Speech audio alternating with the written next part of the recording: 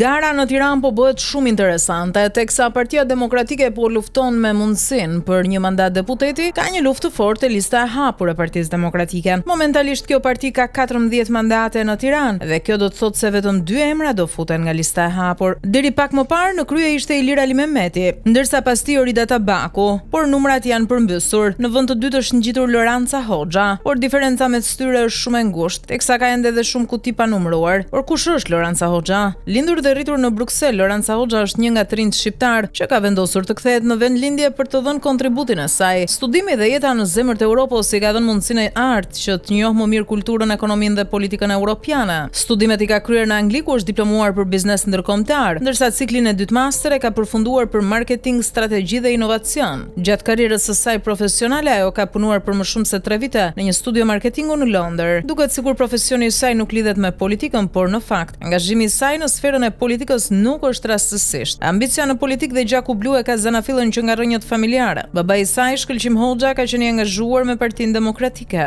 Për momentin Ilir Ali Mehmeti numëron 1688 vota, Loranca Hoxha 1578, Orida Tabaku 1514, Mysli Murrizi 1079, Aslan Dogjani 796 e Matej Vion.